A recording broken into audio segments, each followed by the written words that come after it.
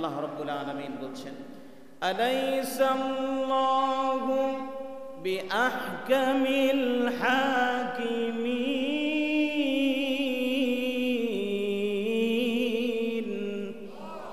আলাইসাল্লাহু বিআহকামিল হাকিমিন। আল্লাহ রাব্বুল আলামিন বলছেন যে আল্লাহ তাআলা কি সর্বশ্রেষ্ঠ বিচারক নন? তিনি কি আহকামুল হাকিমিন নন? অবশ্যই আল্লাহ তাআলা আহকামুল হাকিমিন, তিনি সমস্ত বিচারকের বিচারক, তিনি চিফ জাস্টিস। সেদিন কিয়ামতের দিন সব মানুষকে একমাত্র আল্লাহ রাব্বুল আলামিন বিচার করবেন, আর বিচারের কাঠগড়ায় আমাদের সবাইকে দাঁড়াতেই হবে, ঠিক না বেঠি? আমরা দেখেছি কিছুদিন আগে বাংলাদেশের প্রধান বিচারপতি মানিক মিয়া বাংলাদেশে যেই পরিমাণ অপদস্থ হয়েছে, নাম শুনছেন কিনা আপনারা? প্রধান বিচারপতি যেই পরিমাণ অপদস্থ হয়েছে, কলা পাতার উপরে গিয়া শুয়ে ছিল, এরপরে মানুষ গলার মধ্যে দড়ি লাগায়া টেনে এনে আদালতে দাঁড় করিয়েছে। বাংলাদেশে একটা সাধারণ বিচারপতি, বাংলাদেশের মতো একটি দেশে এরকম অপদস্থ যদি হয়, দুনিয়ার জমিনেই যদি এত অপদস্থ হয়, কিয়ামতের মাঠে কি অবস্থা হবে সব বিচারপতিকে মনে রাখতে হবে, ঠিক না বেঠি? কেউ পার পাবে না। আপনি ওসি হন, ডিসি হন, এসপি হন, যেই হন, আল্লাহর আদালতে এক চুল পরিমাণ নড়তে পারবেন না। সব কিছুর হিসাব পুঙ্খানুপুঙ্খানুভাবে দিতে হবে, ঠিক না বেঠি?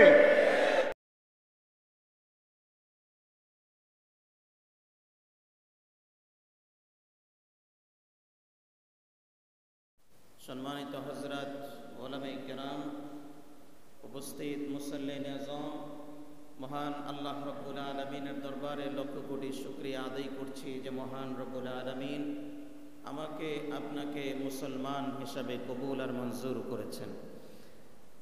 প্রশংসা জ্ঞাপন করছি সে মহান রব্বুল আলামিনের দরবারে, যিনি আমাদেরকে অত্যন্ত দয়া করে, মায়া করে, ভালোবেসে ঈমান দান করেছেন, ইসলাম দান করেছেন। আমরা পড়তে পেরেছি লা ইলাহা ইল্লাল্লাহ মুহাম্মাদুর রাসূলুল্লাহ সাল্লাল্লাহু আলাইহি ওয়াসাল্লাম।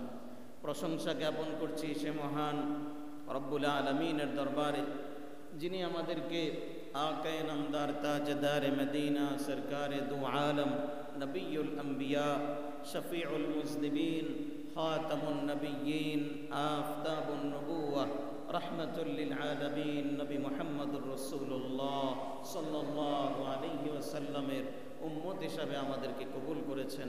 সেজন্য মহান রব্বুল আলামিনের দরবারে শুকরিয়া আদায় করছি। অন্তরের অন্তঃস্থল থেকে ঈমানের শক্তি দিয়ে সবাই বলছি আলহামদুলিল্লাহ। প্রশংসা জ্ঞাপন করছি সে মহান রব্বুল আলামিনের দরবারে, যিনি আমাদেরকে আশরাফুল মাখলুকাত হিসাবে কবুল করেছেন, আমাদেরকে সৃষ্টির সেরা হিসাবে কবুল করেছেন। সেজন্য আরেকবার শুকরিয়া আদায় করে বলি আলহামদুলিল্লাহ। সবাই মুহাব্বতের সাথে পড়ি রব্বানা লাকাল হামদ হামদান কাসীরান তাইয়িবান মুবারাকান ফি। সবাই মুহাব্বতের সাথে পড়ছি সুবহানাল্লাহ আলহামদুলিল্লাহ ওয়ালা ইলাহা ইল্লাল্লাহ আল্লাহু আকবার আল্লাহু আকবার। ঈমানের সবটুকু জোর দিয়ে বলছি আল্লাহু আকবার। আল্লাহ রাব্বুল আলামিন আমাদের ঈমানের জোরকে আরো বাড়িয়ে দেন, সবাই বলি আমিন। প্রিয় উপস্থিতি, আমরা গত সপ্তাহে কোরআনে কারীমের একটি দামি সূরা, সূরা ৩ থেকে আমরা আলোচনা করছিলাম। সূরা ৩-এর আয়াত সংখ্যা ৮টি। ৮ আয়াতের মধ্যে মোটামুটি ৫ আয়াতের আলোচনা গত সপ্তাহে হয়েছে।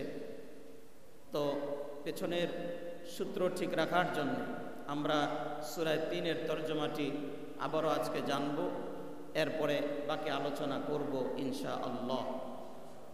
আল্লাহ রাব্বুল আলামিন ইরশাদ করছেন, ওয়াত-তিনি ওয়াজ-যাইতুন ওয়া তুরি সিনিন ওয়া হাযাল বালাদিল আমিন।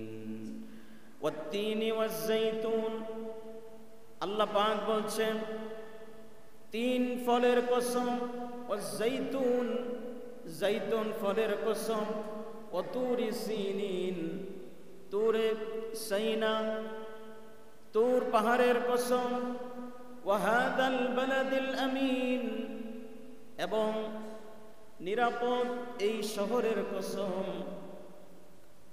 মক্কা শরীফের কসম খেয়ে আল্লাহ রাব্বুল আলামিন চারটি কসম খেয়ে বলছেন লাকাদ খালাকনাল ইনসানা ফি আহসানি তাকওয়িম, লাকাদ খালাকনাল ইনসানা ফি আহসানি তাকওয়িম, আমি মানুষকে সবচেয়ে সুন্দর অবয়বে সৃষ্টি করেছি। সুবহানাল্লাহ। এরপরে আল্লাহ রাব্বুল আলামিন বলছেন সুম্মা রাদাদনাহু আসফালা সাফিলিন,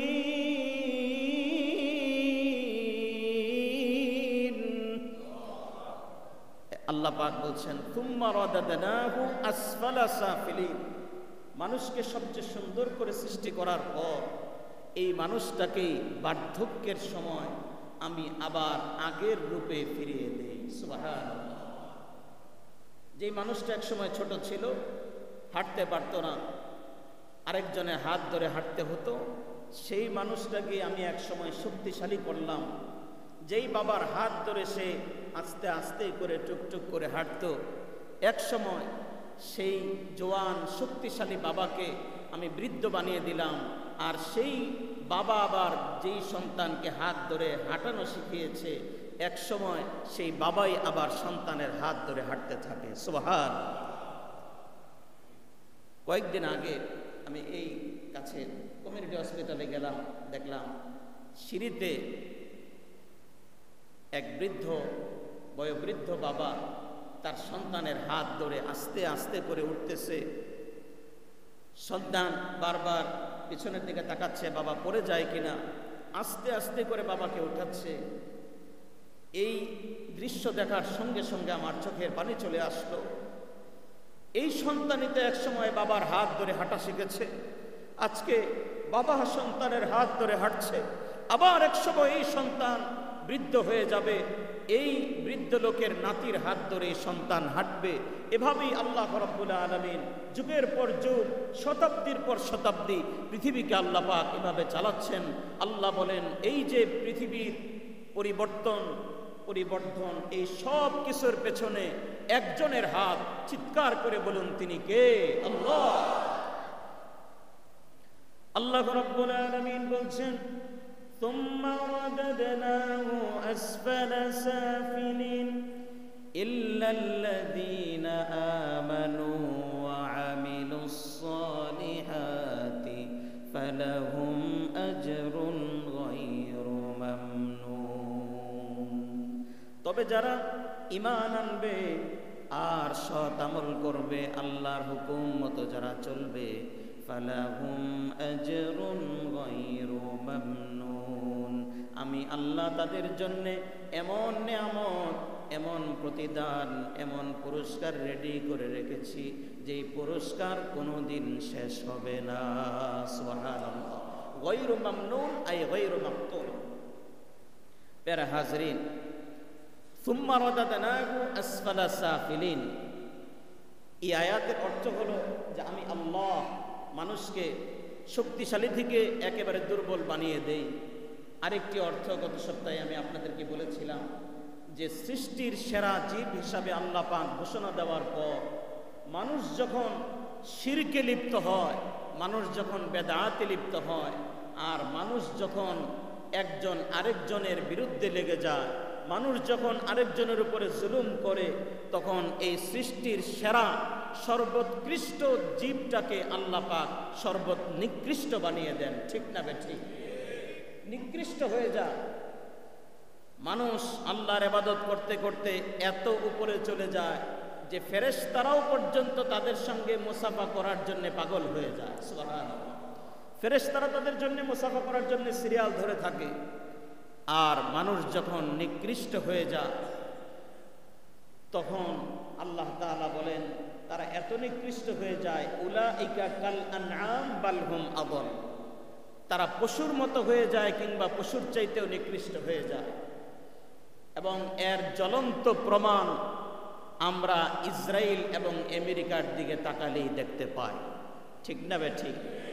পৃথিবীতে সর্বনিকৃষ্ট মানুষ যদি দেখতে হয় অত খোঁজাখুঁজির প্রয়োজন নেই, শুধু তাদের দিকে তাকালেই দেখলেই দেখা যায় ইহুদিরা গোটা পৃথিবীতে যে যুদ্ধ লাগিয়ে রেখেছে এর মূলে হলো ইহুদি জাতি, সন্ত্রাসী জাতি, পৃথিবীর সবচেয়ে নিকৃষ্ট জাতি, ঠিক না ঠিক? তারা মাঝে মাঝে আমাদেরকে মানবতা শেখাতে আসে, আমাদেরকে আবার সুন্দর সুন্দর নসিহত করে যে আপনারা ইসলাম মেনে চলুন, আপনারা শান্তির ধর্মের উপরে থাকুন, আমাদেরকে মারতে আসবেন না। আমাদেরকে মারতে মারতে তারা মাটির সাথে মিশিয়ে ফেলবে।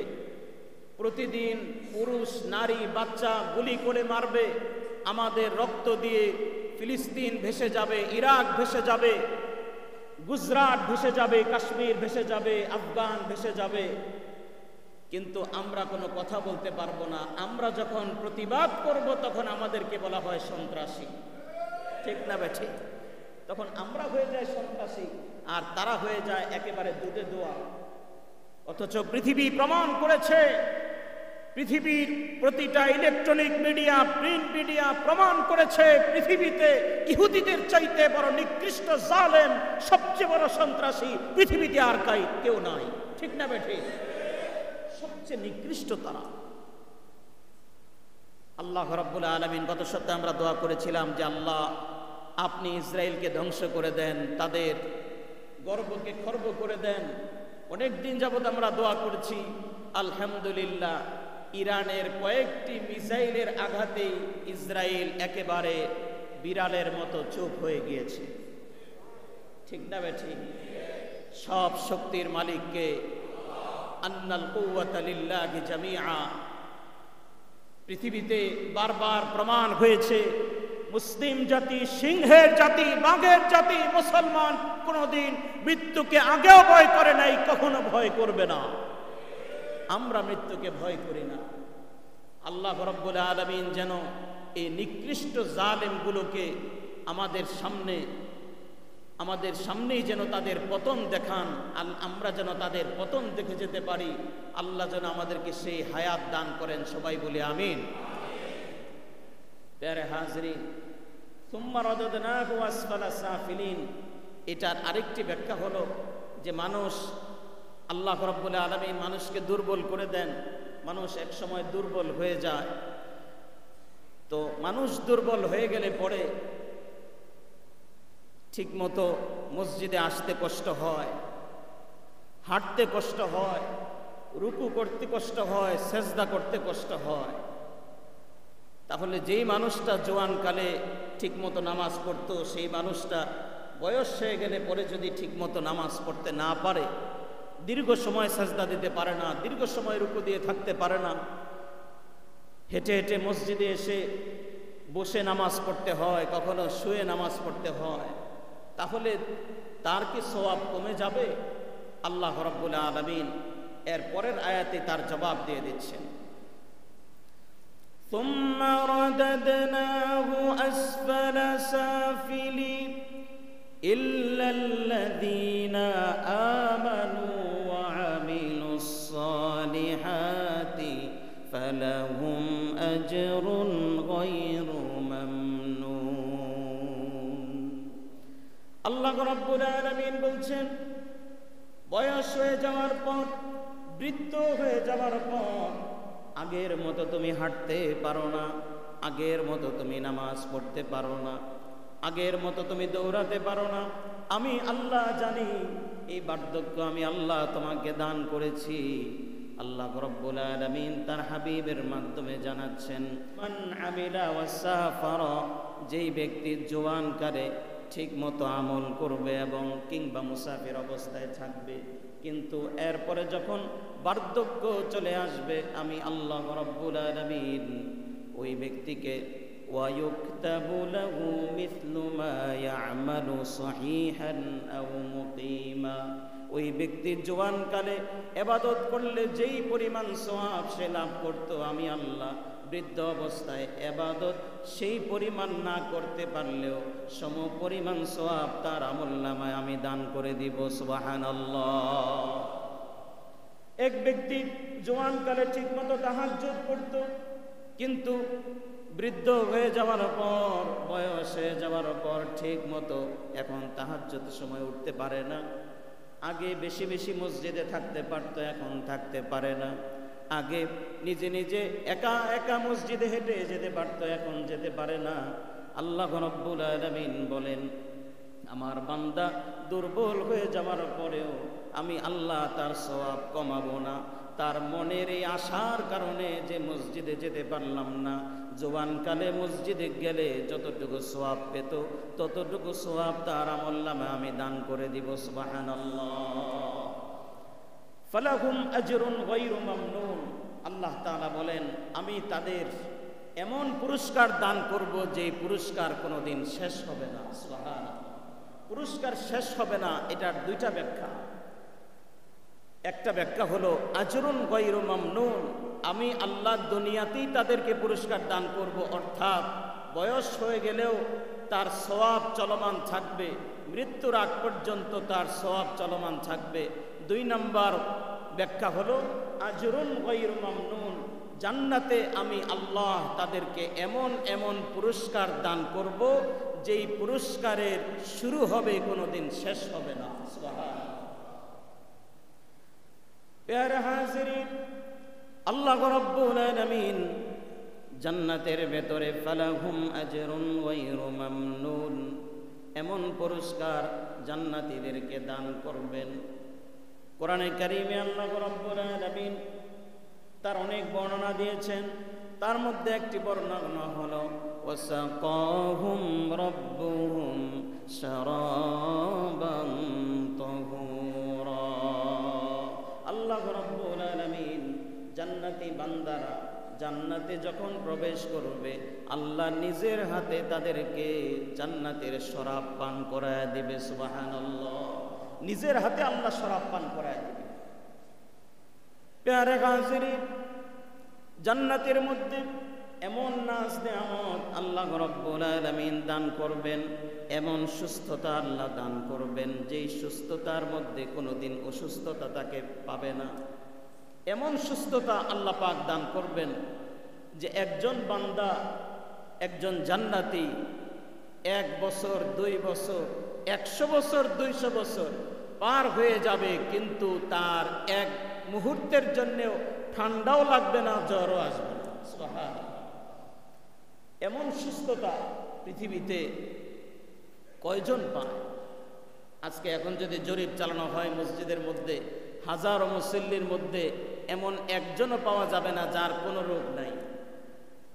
কিন্তু জান্নাতের ভেতরে একজন মানুষের কোনো রোগ হবে না, আল্লাহ পাক তাকে হাজার হাজার লক্ষ লক্ষ বছর সুস্থ রাখবেন। সুবহানাল্লাহ। সুস্থ থাকবে সে। আল্লাহ পাক এমন জওয়ানি দান করবেন জান্নাতীকে, যার জওয়ানি কোনোদিন শেষ হবে না, সে চিরকাল যুবক থাকবে। আল্লাহ রাব্বুল আলামিন এমন খাবার তাকে দান করবেন, এমন খাবার জান্নাতীদেরকে দেওয়া হবে যে যেই খাবার আজকে খেয়েছি পরের দিন আর এই খাবার না, নতুন খাবার আসবে। এভাবে হাজার হাজার বছর প্রতিদিন নতুন নতুন খাবার জান্নাতীদেরকে দেওয়া হবে। সুবহানাল্লাহ। এভাবে চলতে থাকবে। জান্নাতের নাজ নেয়ামত শেষ হবে না। আর এই অফুরন্ত নেয়ামতের জন্য আমাদেরকে যা করতে হবে, ইল্লাল্লাযীনা আমানু ওয়া আমিলুস সালিহাত, দুনিয়ায় আল্লাহর হুকুম মতো 60-70 বছরের জিন্দেগি যদি চালাতে পারি, তাহলে এই অফুরন্ত যে হায়াত আল্লাহ আমাদেরকে দান করবেন, তখন আমাদের আর কোনো কষ্ট থাকবে না। আল্লাহ যেন আমাদেরকে আল্লাহর জন্য এই জীবন উৎসর্গ করার তৌফিক দান করেন। সবাই বলি আমিন। হারাম খাবো না, হালালের উপরে চলবো, কষ্ট হলেও হারাম খাবো না। কার জন্যে বলেন? বলি ইনশাআল্লাহ। আরো জোরে বলি ইনশাআল্লাহ। নামাজ পড়বো, ঠান্ডা হোক, গরম হোক, শীতকাল হোক, গ্রীষ্মকাল হোক, নামাজ ছাড়বো না। কার জন্যে? আল্লাহর জন্য। যত কষ্টই হোক না কেন আমি নামাজটা সুন্দর করে পড়ব, আর এর বিনিময়ে যেই নিয়ামত আল্লাহ আমাকে দান করবেন, সেদিন শুধু বান্দা বলতে থাকবে, আল্লাহ আমি তো এত ইবাদত করি নাই, যেই নিয়ামত তুমি আমাকে দান করেছো, সুবহানাল্লাহ। এরপরে আল্লাহ রাব্বুল আলামিন বলছেন, ফামা ইউকাযযিবুকা বা'দু বিদ্দীন। এমন কে আছে যে বিচার দিবসকে অস্বীকার করবে? বিচার দিবসকে অস্বীকার করার কোনো সুযোগ নেই। একদিন বিচার দিবস অনুষ্ঠিত হবে। আল্লাহ পাক বলছেন, ফামা ইউকাযযিবুকা বা'দু বিদ্দীন। এরপরে বিচার দিবসকে কে অস্বীকার করবে, কে মিথ্যা প্রতিপন্ন করবে? বিচার দিবসকে, কিয়ামতের দিন যে বিচার হবে, এটা অস্বীকার করার কোনো সুযোগ আছে? নাই। আল্লাহ বলছেন, আমি তোমাদেরকে অস্তিত্বে ছিলে না, অনস্তিত্ব থেকে অস্তিত্বে আনলাম, জোয়ান বানালাম, এরপরে আবার বৃদ্ধ বানালাম। যেই আল্লাহ অনস্তিত্ব থেকে অস্তিত্বে এনেছি, সেই আল্লাহ, আমি আল্লাহ চাইলে মাটির সাথে মিশে যাওয়ার পর আবার কিয়ামতের দিন তোমাদেরকে নতুন করে সৃষ্টি করতে পারি। ঠিক না বে ঠিক? সুতরাং অস্বীকার করার কোনো সুযোগ নেই। দুনিয়ার সমস্ত কাচের বোতল একসাথে করে এগুলোকে মেশিনের মধ্যে দেওয়ার পর, গলানোর পর নতুন করে যদি আমার বোতল বানাতে পারে দুনিয়ার সাধারণ মানুষের ব্রেন দিয়ে, যে আল্লাহ আমাদেরকে, আল্লাহর কুদরত দিয়ে আমাদেরকে সৃষ্টি করেছেন, সেই আল্লাহর জন্য আমাদেরকে নতুন করে সৃষ্টি করা কোনো ব্যাপার না। ঠিক না বে ঠিক? সুতরাং কিয়ামতের দিন বিচার দিবস অস্বীকার করার কোনো সুযোগ নেই। সেদিন আমাদের প্রত্যেককেই আল্লাহর সামনে দাঁড়াতে হবে। এরপরে আল্লাহ রাব্বুল আলামিন বলছেন, আলাইসাল্লাহু বিআহকামিল হাকিমিন।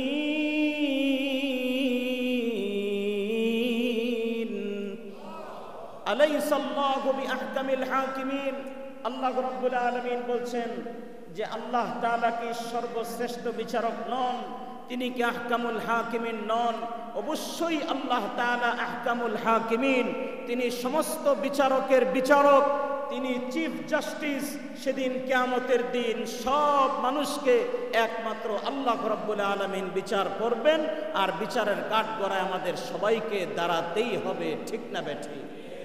সবাইকে দাঁড়াতে হবে। আলাইসাল্লাহু বিআহকামিল হাকিমিন। আল্লাহ তাআলা বলছেন, তোমাদের সবাইকে আমার সামনে সেদিন দাঁড়াতে হবে। প্যারে হাজিরিন, আল্লাহ রাব্বুল আলামিন সেদিন কহার নাম ধারণ করে সমস্ত মানুষকে হাজির করবেন। আল্লাহ রাব্বুল আলামিন সূরা মারিয়ামের 19 নম্বর আয়াতে বলছেন, وَكُلُّهُمْ آتِيهِ يَوْمَ الْقِيَامَةِ فَرْدًا। প্রত্যেকটা মানুষ আমি আল্লাহর সামনে একজন একজন করে আমি আল্লাহর সামনে এসে দাঁড়াবে। প্রত্যেকের বিচার আমি আল্লাহ একজন একজন করে করব।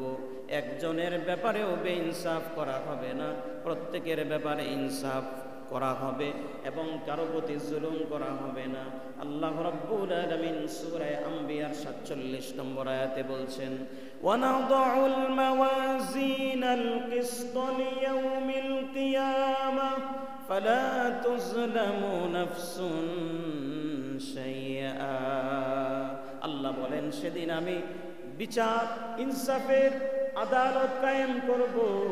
সেদিন কারো প্রতি এক চুল পরিমাণ জুলুম করা হবে না।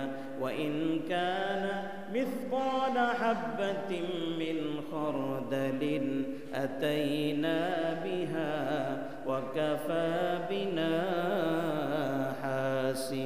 হাসিবিন। একজন মানুষের যদি সরিষার দানা পরিমাণ আমলও থাকে, সেই আমল সেদিন আমি আল্লাহর সামনে উপস্থিত করা হবে। আর সরিষার দানা পরিমাণ গুনাহ যদি করে থাকে, সেই গুনাহ আমার সামনে সেদিন প্রকাশ করে দেওয়া হবে। সমস্ত মানুষের লাইফ মেমোরি ওপেন করে দেওয়া হবে। সেদিন প্রত্যেকটা মানুষের বিচার আল্লাহ পাক করবেন। প্রতিটা বিচারপতির বিচার আল্লাহ করবেন, হাইকোর্টের বিচারপতির বিচারও আল্লাহ করবেন, সুপ্রিম কোর্টের বিচারপতির বিচারও আমার আল্লাহ করবেন। ঠিক না বেঠিক? দুনিয়ার যত বড় পাওয়ারফুল ক্ষমতাবান মানুষ হোক, প্রেসিডেন্ট হোক, প্রধানমন্ত্রী হোক, বিচারপতি হোক, ওসি হোক, ডিসি হোক, সবাইকে আল্লাহর সামনে সেদিন দাঁড়াতে হবে। কোনো মানুষ এক চুল পরিমাণ তার জায়গা থেকে নড়তে পারবে না। আলাইসাল্লাহু বিআহকামিল হাকিমিন। আর দুনিয়ায় যারা মানুষের উপর জুলুম করেছে, মানুষের উপরে টাকাকে রায় পরিবর্তন করে দিয়েছে, এরকম দুনিয়ায় ঘটনা আছে না? না, টাকাকে ক্ষমতার বড়ায় রায় পরিবর্তন করে দিয়েছে। একজন খুনিকে ছেড়ে দিয়ে তাকে বেকসুর খালাস দিয়ে দিয়েছে, আর একজন নিরপরাধ মানুষকে যাবজ্জীবন কারাদণ্ড দিয়েছে। এরকম ঘটনা বহু দেশে তাকানোর দরকার নেই, বাংলাদেশের জমিনে এরকম ঘটনা আছে না নাই? সব বিচারপতিকে সেদিন আল্লাহর সামনে দাঁড়াতে হবে। পেয়ারে গাছিরি, কেউ বাঁচতে পারবে না। এমনকি গ্রাম্য সালিশে বসে যারা এক গ্রামের টাকা খেয়ে আরেক গ্রামের মানুষের উপরে জুলুম করেছে, দুনিয়ায় হয়তো আপনার চোখ রাঙানির কারণে কেউ আপনার সামনে দাঁড়াতে পারে নাই, আপনার ভয়ঙ্কর চেহারার সামনে কেউ দাঁড়াতে পারেনি, আপনার হয়তো শক্তির সামনে কেউ কথা বলতে পারে নাই, কিন্তু কিয়ামতের দিন, মুসিবতের দিন, ওই দিন আল্লাহর আদালতে কেউ পার পাবে না, কেউ ছাড় পাবে না। অবশ্যই সেদিন ইনসাফের সঙ্গে আল্লাহ পাক বিচার করবেন। ঠিক না বেঠিক? দুনিয়ার বিচারে যদি এমন হয়, অত দূর যেতে হবে না। আমরা দেখেছি কিছুদিন আগে বাংলাদেশের প্রধান বিচারপতি মানিক মিয়া বাংলাদেশে যেই পরিমাণ অপদস্থ হয়েছে, নাম শুনছেন কিনা আপনারা? প্রধান বিচারপতি যেই পরিমাণ অপদস্থ হয়েছে, কলা পাতার উপরে গিয়া শুয়ে ছিল, এরপরে মানুষ গলার মধ্যে দড়ি লাগায়া টেনে এনে আদালতে দাঁড় করিয়েছে।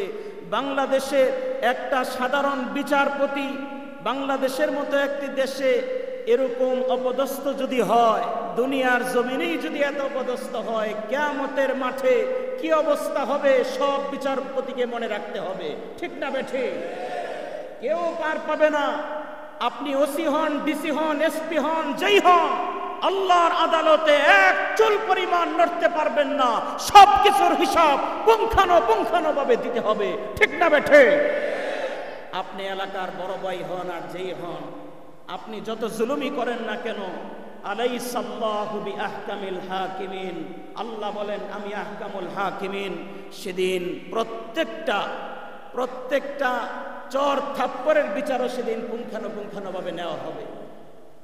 হাদিস শরীফে এসেছে, কেউ যদি অন্যায়ভাবে শক্তির গরম দেখিয়ে, বড়াই দেখিয়ে অন্যায়ভাবে একজনকে একটা চর মারে, কিয়ামতের দিন আল্লাহ রাব্বুল আলামিন যাকে চর মারা হয়েছিল তাকে ডেকে এনে বলবে, তুমি এখন তাকে চর দাও।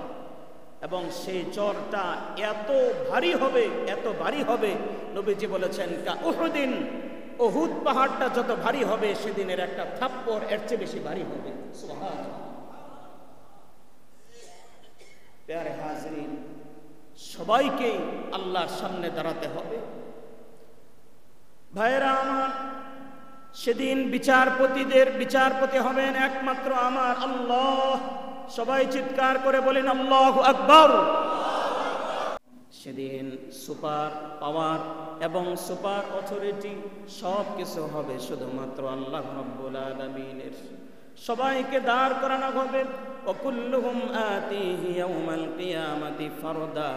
একজন করে আল্লাহ পাক ডাকতে থাকবেন, আর তার লাইফ মেমোরি ওপেন করে আল্লাহ পাক বলবেন, বলো এই অপরাধগুলো তুমি করেছিলা কিনা।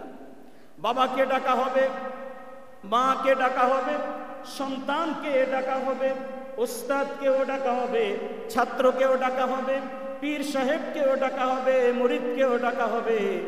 সবাইকে সামনে যেতে হবে। একজন একজন করে যখন সামনে যাবে, জীবনের সব অপরাধ যখন আল্লাহর সামনে প্রকাশ পেয়ে যাবে, বান্দা ডানেও তাকাতে পারবে না, বামেও তাকাতে পারবে না, নিচের দিকে তাকে মাথা নিচু করে দাঁড়িয়ে থাকবে। আল্লাহ রাব্বুল আলামিন বান্দার সমস্ত গুনাহের হিসাব করার পর অনেক বান্দার ব্যাপারে ফয়সালা দিয়ে দিবেন, যাও তাকে জাহান্নামে নিয়ে যাও।